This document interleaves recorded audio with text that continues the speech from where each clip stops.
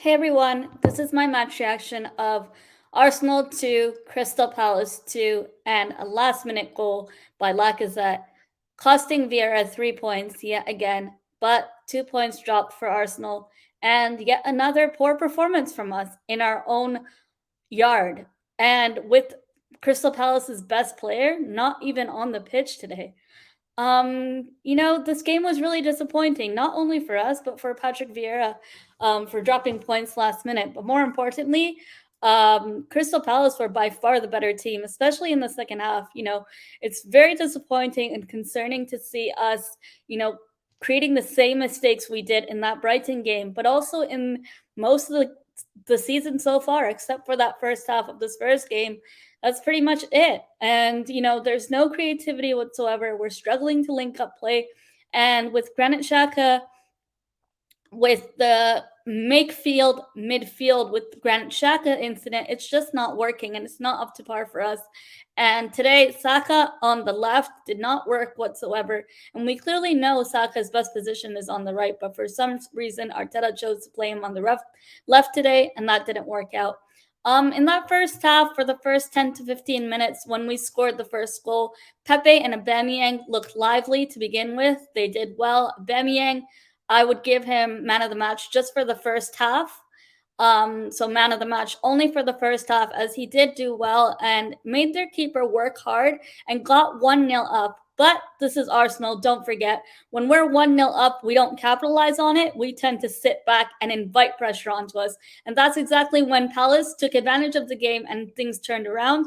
It was clear that Palace were better set up and winning the midfield battle, but also winning the better manager battle, Vieira versus Arteta. And, Vieira won today and he did the job as a manager tactically and had the same time to prepare and set up the Palace team, just like Arteta had with Arsenal. And we all had that international break to prepare and train these players. Some of those who went on international duty, we would think they would bring back their shooting boots. And unfortunately, that was just not the case today. And we looked really clueless and lost. Party looked really poor today. He looked really lost on the ball. And from then on, Benteke, it was really easy for Benteke to get easy chances to finish off. Party had 3 men onto him, and there was no man marking whatsoever. There was nobody beside Party to keep way, and we couldn't even adjust. And Palace just got better as the game went on. Sambi Lokonga itself, again, looked raw on the ball.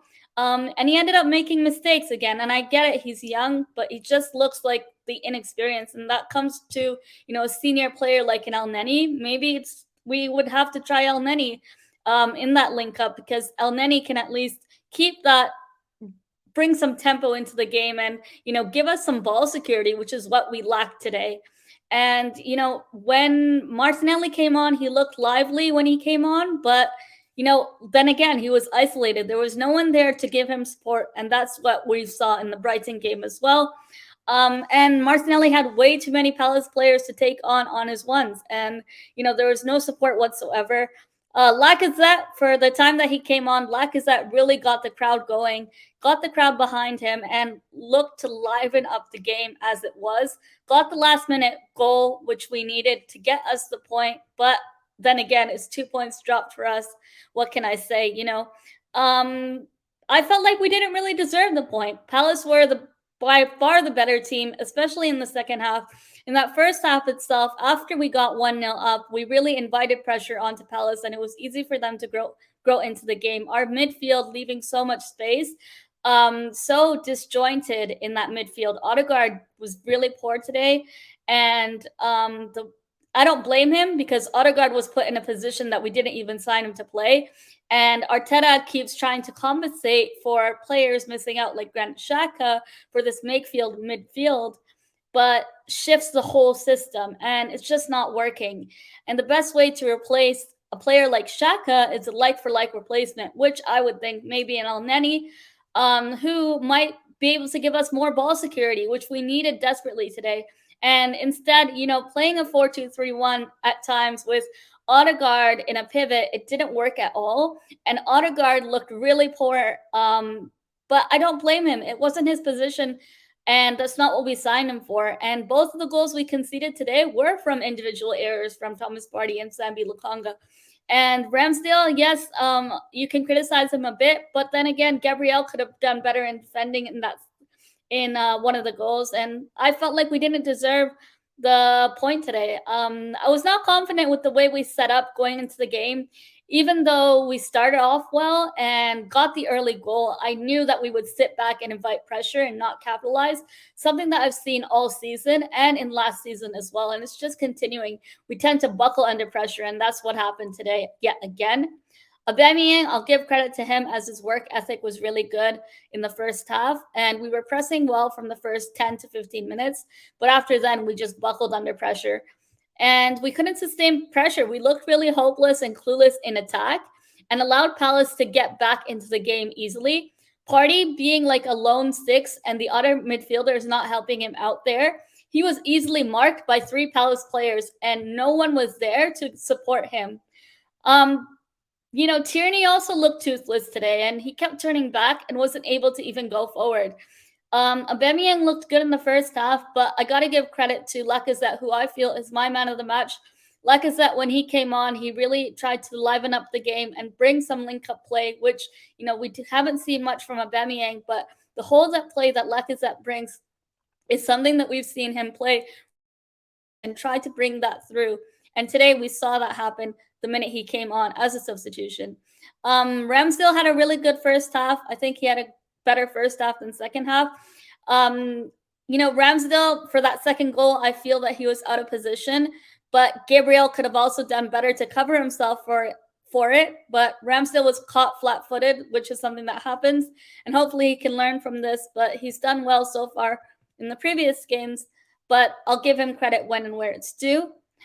And overall, from minute 30 to minute 70, it was just painful to watch because Palace were literally dominating in our own pitch, in our own yard, and we just sat back and kept inviting pressure. And there's really no excuses. We had the whole international break, the same amount of time Patrick Vieira had with Crystal Palace, and Palace, without their best player, Wilfried Zaha, we really struggled and we really looked out of place. And this is worrying because the next few fixtures we have coming forward, you would have thought if we won today and if we won at Villa, I counted the 3 points before we even played. And that's something as an Arsenal fan that I tend to think my team will turn up. My team will play 110% on the pitch and play for the badge. But it seems like the can is just too heavy for some of these players. And I'm not sure what it is. I'm not sure if it's rest from going on international duty or the traveling. I don't know, but there's no excuses anymore and no excuses whatsoever. And it's starting to get really worrying. It was worrying to begin with at the start of the season. Even last season, we were just not good enough. And today, the same individual errors leading to goals, but also the midfield just was so poor today. And there was too many attackers on the pitch, but they were left isolated. Our midfielders were left isolated, and Palace players were easily able to take advantage of that to secure goals and level up. And overall, it was 2 points dropped, even though it looked like no points from the second half on. It looked like we were really struggling and going to lose that game. A last-minute goal for Lacazette. I'm happy for him for that goal. Hopefully that brings some more confidence to him. And I want to see if Lacazette will start in that Aston Villa game on Friday. And it's clear that Patrick Vieira was the better manager. He won the midfield battle and also won tactically today and outperformed us in our own yard. This performance overall was just not good enough. And, there was no progression, no creativity, no, trying to create chances and trying to finish our chances because our midfield just looks so disjointed and out of place. These players look clueless today.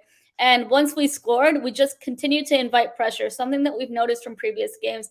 And it just feels like the system is not working. Arteta changed the system today, playing Saka on the left rather than on the right where he knows Saka is best. And Odegaard, just looked out of place today, not playing in his position. Smith Rowe, I think, should be on the left. As that's where Smith Rowe gets most of the opportunities to run at defenders and have the space he needs to isolate defenders and work through. And, I'm gutted for the missed opportunity for the 3 points. And I don't know what to expect now going into Aston Villa on Friday. I'm nervous. And, it just seems like this team isn't showing much improvements. And, Edward was easily able to drop in because he knew he wouldn't be picked up. Our midfield makeshift is just not working. There's no control whatsoever. I hope you guys liked my review, and I'll see you guys for the next review against Aston Villa. Hopefully, this team can fix up because, boy, I'm telling you, it's worrying. I hope you all have a great rest of your day. Take care, everyone. Adios.